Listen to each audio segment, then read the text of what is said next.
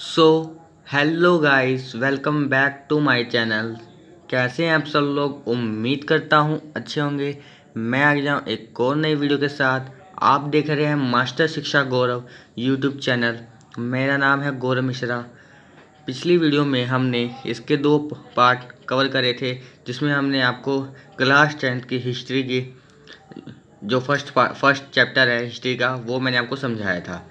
तो अब इसका हम अगला पार्ट कर रहे हैं, यूरोप में राष्ट्रवाद का निर्माण। इसको भी हम कंप्लीट करेंगे। वीडियो को स्टार्ट करने से पहले अगर आप चैनल पर नए आए तो सब्सक्राइब करना ना भूलना, वीडियो को एंड तक ज़रूर देखना और अगर बेल आइकन को ऑल पे सेट कर देना। इस वीडियो को अपने सारे दोस्तों को भेज देना ताकि उनकी नॉलेज भी गेन हो, बढ़ती रहे और वो भी एग्ज़ाम में अच्छे से अच्छा स्कोर कर पाएँ। एग्ज़ाम तक मैं आपके साथ रहूँगा। आप कोई भी प्रॉब्लम हो तो आप मेरे को कमेंट सेक्शन में ज़रूर बताएं। अगर आपको टिप्स एंड ट्रिक्स चाहिए तो वो भी मैं आपको ज़रूर दूंगा। तो वीडियो को कहते हैं स्टार्ट बिना किसी ऐड एंड ब्रेक के। So let's go. अगर आप मध्य 18वीं सदी के यूरोप के नक्शे को देखें तो उसमें वैसे राष्ट्र राज्य नहीं मिलेंगे जैसा कि आज है। अगर आप देखेंगे उन नक्शे को तो उसमें सच में ऐसे राष्ट्र राज्य आपको नहीं मिलेंगे जैसे कि आज हो चुके हैं, जिन्हें आज हम जर्मनी, इटली और स्विट्ज़रलैंड के रूप में जानते हैं। वे तब राजशाही डचियों और कैंटोनों में बटे हुए थे। उनका पहले नाम क्या था? जर्मनी का पहले नाम था राजशाहियों, इटली का नाम था डचियों और जो आपका स्विट्ज़रलैंड उसका नाम था कैंटोन्स में बटे हुए थे, जिनके शासकों के स्वायत्त क्षेत्र थे। उनके अलग अलग स्वायत्त क्षेत्र थे। पूर्वी और मध्य यूरोप निरंकुश राजतंत्रों के अधीन थे। निरंकुश का मतलब है जिन पे कोई अंकुश नहीं होता सत्ता पर, उसे निरंकुश कहते हैं। और इन इलाकों में तरह तरह के लोग रहते थे। इन इलाकों में अलग तरह तरह के लोग रहते थे, तरह तरह की जातियों के लोग थे। वे अपने आप को एक सामूहिक पहचान या किसी समान संस्कृति का भागीदारी नहीं मानते थे। उनकी कोई सामूहिक पहचान नहीं थी या संस्कृति का जिसको वो भागीदार मान कर बताएं। अक्सर वे अलग अलग भाषाएं बोलते, जैसे मैंने बताया कि सबकी भाषा अलग अलग थी, अलग अलग बोलते थे, विभिन्न जातियों के थे। जैसे मैंने बताया कोई हिंदू होगा, कोई मुसलमान होगा, अलग अलग जातियों के थे वे। उदाहरण के तौर पर ऑस्ट्रियाई हंगरी पर शासन करने वाला हैब्सबर्ग साम्राज्य कई अलग अलग क्षेत्रों और जनसमूहों को जोड़कर बना था। जो ऑस्ट्रिया हंगरी पर शासन करने वाला हैब्सबर्ग था साम्राज्य, वो कई कई क्षेत्रों के जनसमूहों को उसने जोड़ रखा था। इसमें एल्प्स के टिराल, ऑस्ट्रियाए और स्विट्ज़रलैंड जैसे इलाकों के साथ साथ बोहेमिया भी शामिल है। स्विट्ज़रलैंड के साथ साथ एक और शामिल है, कौन सा? ये बोहेमिया भी शामिल है, जहाँ के कुलीन वर्ग में जर्मन भाषा बोलने वाले ज़्यादा थे। जहाँ के जो कुलीन वर्ग के लोग थे, कुलीन में मध्य वर्ग के लोग आ जाते जो बीच में रहते, जैसे कि ना ज़्यादा वो गरीब होते होंगे ना ज़्यादा वो अमीर होते होंगे, वो कुलीन वर्ग में आते हैं। वो जर्मन भाषा बोलने वाले ज़्यादा लोग थे वहाँ पे। अब जो हैब्सबर्ग साम्राज्य में लाब्रांडी और वेनेशिया जैसे इतालवी भाषी प्रांतीय भी शामिल थे। उसके अंदर जो लाब्रांडी और वेनेशिया के लोग थे वो क्या इतालवी भाषा भी बोलते थे। हंगरी में आधे लोग मैंग्यामर भाषा बोलते। देखो आप अभी जो हंगरी के लोग थे जो था क्या मयांगर भाषा भी बोलते थे, हंगरी में रहते थे लोग, जबकि बाकी लोग विभिन्न बोलियां का इस्तेमाल करते और बाकी जो अलग लोग थे वो अलग अलग भाषाएं बोलते थे। गालिसिया में कुलीन वर्ग पोलिश भाषा बोलते थे। अब जो गालिसिया में जो लोग थे वो कुलीन वर्ग, जैसे मैंने बताया, ना ज़्यादा अमीर होते ना ही ज़्यादा गरीब होते, वो पोलिश भाषा बोलते थे। इन प्रभावशाली समूहों के अलावा हैब्सबर्ग साम्राज्य की सीमा रेखाओं के भीतर भारी संख्या में खेती करने वाले लोग अधीन अवस्था में रहते थे। जो खेती करने वाले लोग थे वो अधीन, बहुत उनकी व्यवस्था सही नहीं थी, वो दूसरों के खेतों में काम करते रहते थे। जैसे उत्तर में बोहेमियन और स्लोवाक कानियोला स्लोवेन्स, दक्षिण में कोएट, पूरब की तरफ ट्रांसिल्वेनिया में रहने वाले रोमन लोग। ये सारे देखो दिखा रहे हैं दक्षिण में कहाँ से, पूर्व में कहाँ पे हैं, ये बता रहा है वो। ऐसा फर्क राजनीतिक एकता को आसानी से बढ़ावा देने वाला नहीं था।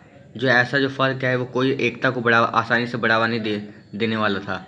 कि अलग ये फ़र्क है तो इसमें इनकी एकता होगी, वो इनको बढ़ावा नहीं दे पाएगा, ऐसा कुछ। लेकिन ऐसा कुछ इसमें नहीं था।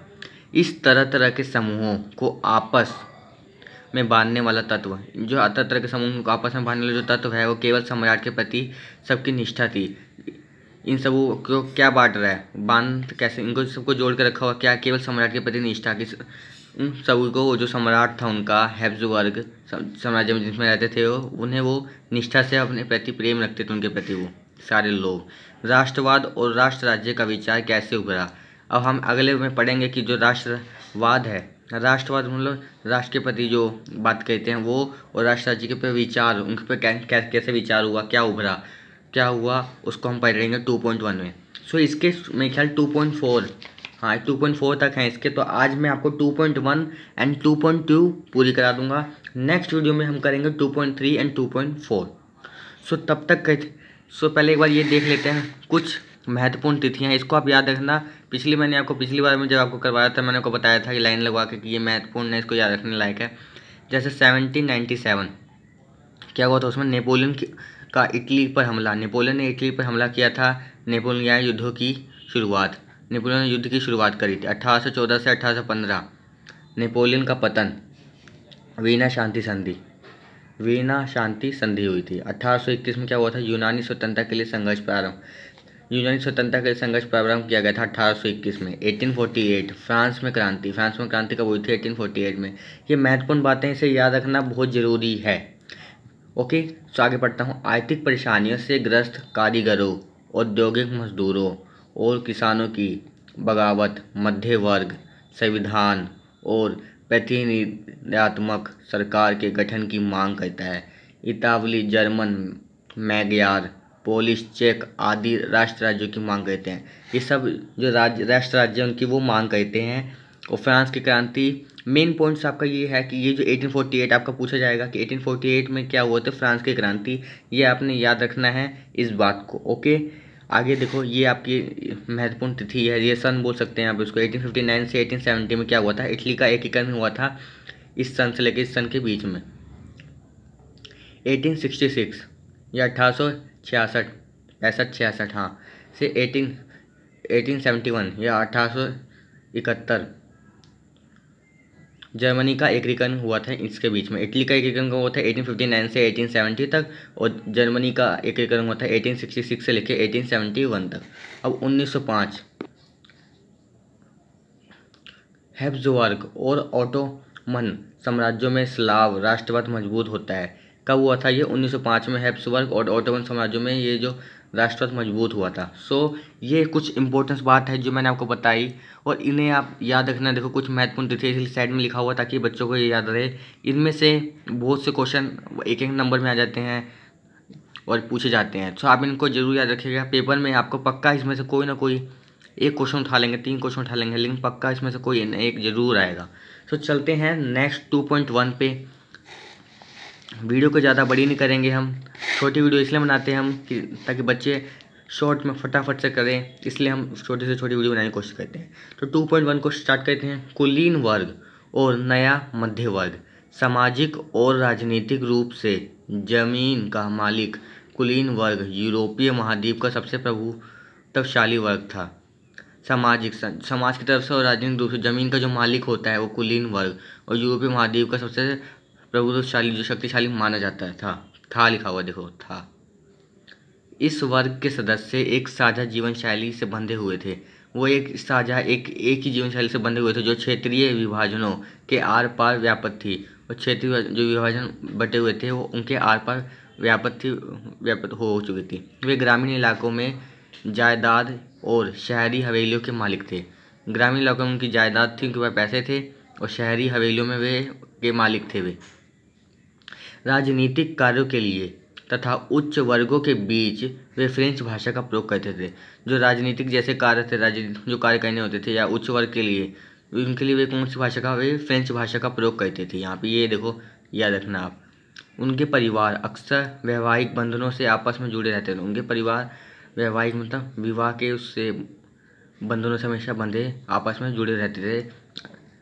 उसके बाद अगला है, मगर यह शक्तिशाली कुलीन वर्ग संख्या के लिहाज से एक छोटा समूह था। भले ही ये शक्तिशाली था कुलीन वर्ग, लेकिन उनकी जो संख्या थी वो बहुत छोटी थी, कम थी। जनसंख्या के अधिकांश लोग कृषक थे। जनसंख्या में जो अधिकतर लोग थे वो क्या थे? कृषक थे, किसान थे। पश्चिम में ज़्यादातर जमीन पर किराएदार और छोटे काश्तकार खेती करते थे। पश्चिम में जो ज़्यादातर ज़मीन थी वो किराएदार को दे देती थी और छोटे काश्तकार खेती वहाँ पे करते थे। लोग जो छोटे कास्ट के थे, छोटे जाति के थे वे। जबकि पूर्वी तथा मध्य यूरोप में भूमि विशाल जागीरों में बटी हुई थी। जबकि जो पूर्व का और जो मध्य यूरोप था वे भूमि विशाल जागीरों में बांट दी गई थी, जिसमें भूधार खेती होती थी। ओके, आगे बढ़ाता हूँ मैं। पश्चिमी और मध्य यूरोप के हिस्सों में औद्योगिक उत्पादन और व्यापार में वृद्धि से शहरों का विकास और वाणिज्यिक वर्गों में उदय हुआ। पश्चिमी जो मध्य यूरोप के हिस्सों में औद्योगिक उत्पादन, जो उनका उत्पादन किया गया था और व्यापार में जैसे वृद्धि हुई थी, उससे क्या हुआ था? शहरों का विकास हुआ, वाणिज्यिक वर्गों का उदय हुआ, नए नए कारखाने खुले, उसका हुआ। ओके, सो आते हैं नेक्स्ट पे। देखो ये आगे अस्तित्व बाजार के लिए उत्पादन पर टिका था। बाजार में नया उत्पादन आया, उस पर टिका हुआ। इंग्लैंड में औद्योगिकरण 18वीं सदी के दूसरे भाग में आरंभ हुआ था। इंग्लैंड में कब आरंभ हुआ था औद्योगिकरण? 18वीं सदी के दूसरे भाग में। लेकिन फ्रांस और जर्मनी के राज्यों के कुछ हिस्सों में यह 19वीं शताब्दी के दौरान ही हुआ था। जबकि जो फ्रांस है और जो जर्मनी है वो वहाँ पे कब हुआ था? ये 19वीं शताब्दी के दौरान ही चालू हो गया था ये बाजार में उत्पादन। इस प्रक्रिया के फलस्वरूप नए सामाजिक समूह अस्तित्व में आए। श्रमिक वर्ग के लोग और मध्य वर्ग जो उद्योगपति, व्यापारियों और सेवा क्षेत्र के लोगों से बने। वे लोग क्या करते ज़्यादातर? वे व्यापारियों के साथ या सेवा क्षेत्रों में काम करते थे। वे लोग जो मध्य वर्ग उद्योगपतियों के साथ ऐसे काम करते रहते थे। श्रमिक यानी जो मजदूर हो गए वो सब। मध्य और पूर्वी यूरोप में इन समूहों का आकार 19वीं सदी के अंतिम दशकों तक छोटा था। जो मध्य और पूर्वी यूरोप में इन समूहों का जो आकार था वो 19वीं सदी के अंतिम दशकों में छोटा हो गया था। जो मध्य और पूर्वी यूरोप जो था उनका समूह 19वीं सदी तक क्या छोटा हो गया था। पहले तो ज़्यादा था लेकिन धीरे धीरे करके वो छोटा हो गया था उनका समूह, उनके जो लोग थे। अब जो कुलीन विशेष अधिकारों की समाप्ति के बाद शिक्षित और उदारवादी मध्य वर्गों के बीच राष्ट्रीय एकता के विचार लोकप्रिय हुए थे। कुलीन विशेष अधिकारों में जब समाप्ति होने लगी, जो विशेष अधिकार जो उनको मिले हुए थे कुलीन वर्गों को जब समाप्त होने लगे, तो जो शिक्षित जिन्हें शिक्षा प्राप्त हुई है और जो उदारवादी थे, अच्छे विचार वाले थे मध्य वर्ग के बीच राष्ट्रीय एकता के लिए उनके विचार जो थे वो लोकप्रिय हो गए थे, उभरने लगे थे, चालू हो गए थे। अब यही बात आगे देखो, उदारवादी की बात हुई थी। यहाँ क्या उदारवादी राष्ट्रवाद के क्या मायने थे? वे क्या सोचते थे उदारवादी? अब हम इसको पढ़ेंगे। सो पढ़ते हैं 2.2 उदारवादी राष्ट्रवाद के क्या मायने थे। यूरोप में 19वीं सदी के शुरुआती दशकों में राष्ट्रीय एकता से संबंधित विचार उदारवाद से करीब से जुड़े हुए थे। उदारवाद के बहुत करीब से जुड़े हुए थे जो उनकी राष्ट्रीय एकता की बातें थी। उदारवादी यानी का मतलब लिबरेशम शब्द लातिन भाषा के मूल लीबर पर आधारित है। जो उदारवाद यानी लिबर शब्द कहाँ से निकला है? लातिन भाषा का जो मूल शब्द लीबर पर आधारित है, जिसका अर्थ है आज़ाद। उसका मतलब क्या होता है? आज़ाद होना। नए मध्य वर्गों के लिए उदारवाद का मतलब था व्यक्तियों के लिए आज़ादी। जो नए मध्य वर्गीय थे उनको लगता था कि उदारवाद का मतलब है व्यक्तियों, खाली जो व्यक्ति है उनके लिए आज़ादी और कानूनों के समक्ष सबकी बराबरी। जो कानून है सबके ऊपर बराबर चलना चाहिए। राजनीतिक रूप से उदारवाद एक ऐसी सरकार पर जोर देता है जो सहमति से बने, सबकी सहमति से बन, सबके विचार हो उसमें। फ्रांसीसी क्रांति के बाद से उदारवाद निरंकुश शासक और पादरी वर्ग के विशेष अधिकारों की समाप्ति।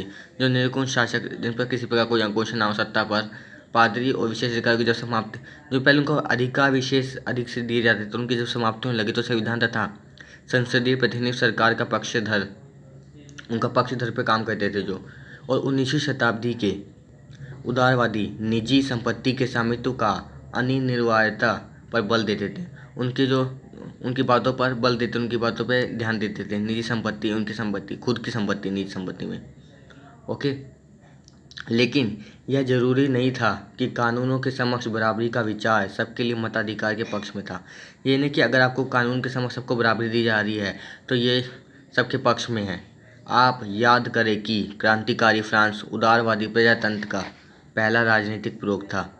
क्रांतिकारी जो फ्रांस था उसका उदारवाद किया था, उसका प्रजातंत्र, उसका पहला राजनीतिक काम किया था उसने, जो प्रयोग किया था। और वहाँ मत देने और चुनने जाने का अधिकार केवल संपत्तिवान पुरुषों को ही था।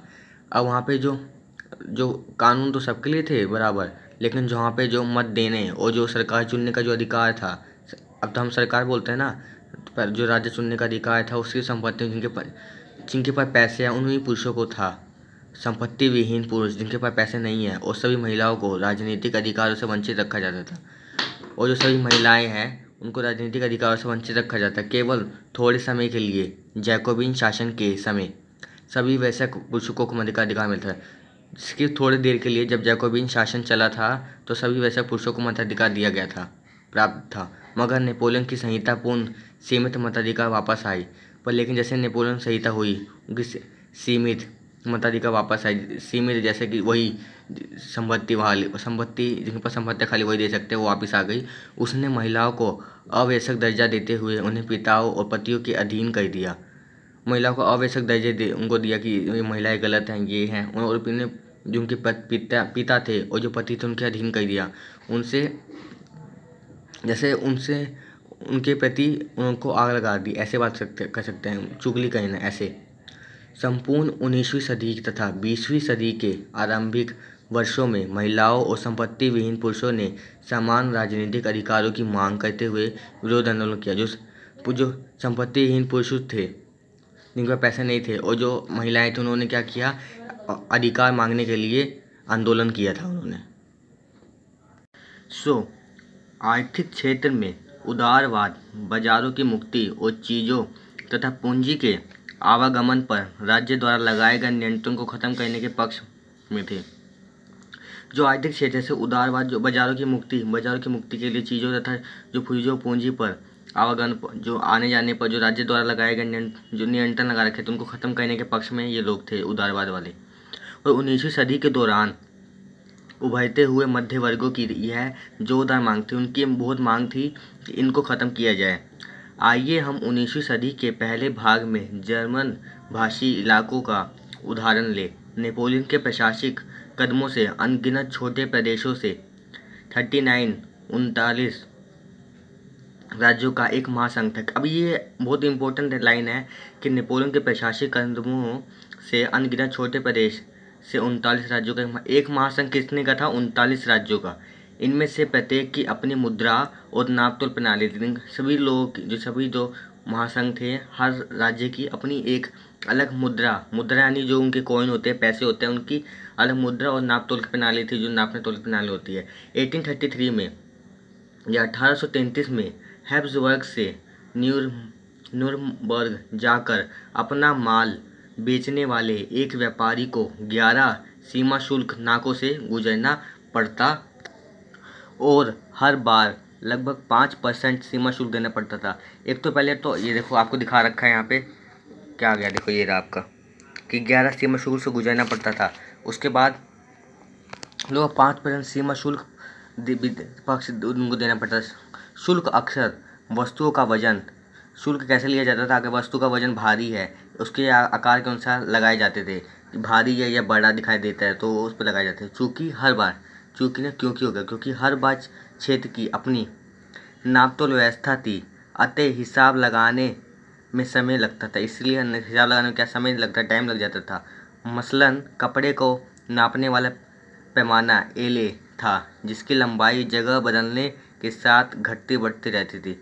कपड़े को नापने वाला पैमाना उसको क्या कहते हैं, एले, जिसकी लंबाई, इसको अगर हम जो लंबाई है जगह बदलने के साथ साथ घटती बढ़ती रहती, कम ज़्यादा होती रहती थी। अगर एक एल कपड़ा फ्रैंकफर्ट से ख़रीदा जाता तो 54.7 सेंटीमीटर मिलता, मिड से होता तो 55.1 होता खरीदा जाता, और अगर न्यूज़बर्ग में होता तो 65.6 सेंटीमीटर और फाइबर्ग में 53.5 सेंटीमीटर होता। अगले पैरे पे आ जाते हैं हम। नए वाणिज्यिक वर्ग ऐसी परिस्थितियों को आर्थिक विनिमय और विकास में बाधक मानते हुए एक ऐसे एकीकृत आर्थिक क्षेत्र के निर्माण के पक्ष में तर्क दे रहा था, जहां वस्तुएं, लोग और पूंजी का आवागमन बाधा रहित हो।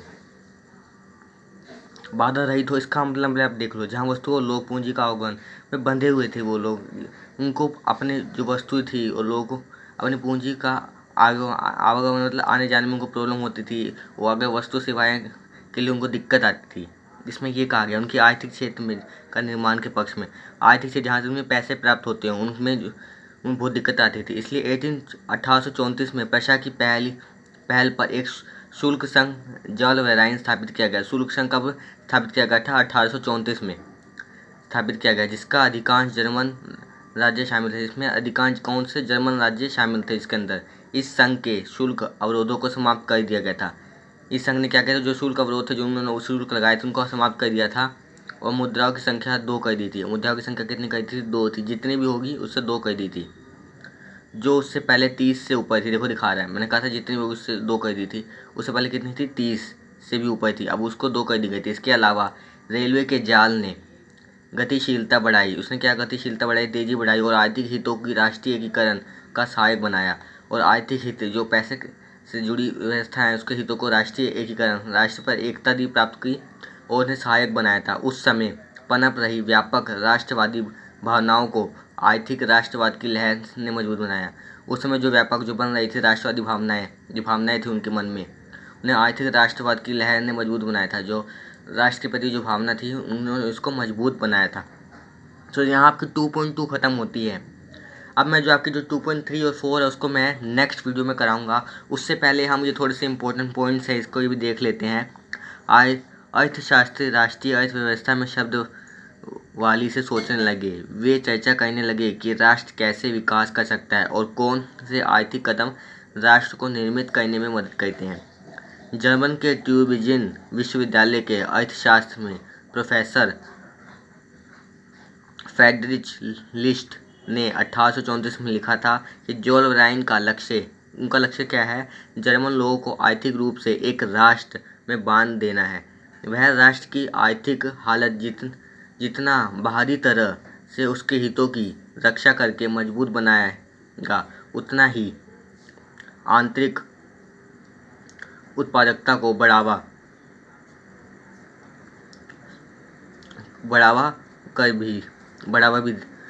कर भी उसे प्रांतीय हितों का आपस में जोड़कर राष्ट्रीय भावना को भी जगाना होता है और उसे उठाना चाहिए।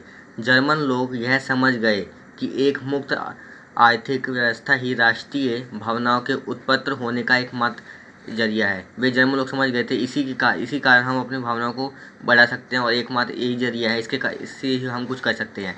आगे चर्चा कीजिए। मैं एक ये दे रखा है आपको, देखो, उस राजनीतिक उद्देश्यों का विवरण दें जिन्हें आर्थिक कदमों द्वारा हासिल करने की उम्मीद लिस्ट हो। उसकी ये आप सोच के बताना, अगर आपको पता हो तो बताना कमेंट सेक्शन में। बाकी मैं नेक्स्ट वीडियो में इसका आंसर जरूर बताऊंगा। ये आपके लिए होमवर्क है। कमेंट सेक्शन में अगर आपको पता हो तो आप बताना, वरना मैं नेक्स्ट वीडियो में इसका मैं बताऊंगा। नया शब्द देख लेते हैं, रूढ़िवाद। ऐसा राजनीतिक दर्शन जो परंपरा स्थापित संस्थाओं और रिवाजों पर जोर देता है। रूढ़िवाद मतलब जो रिवाज पर ध्यान देता है कि इस रिवाज पर चलना चाहिए और तेज बदलाव की बजाय क्रमिक और धीरे धीरे विकास को प्राथमिकता देते हैं और बदलाव को नहीं चाहते, वो रूढ़िवाद पुराने तरीकों से चलना चाहते हैं।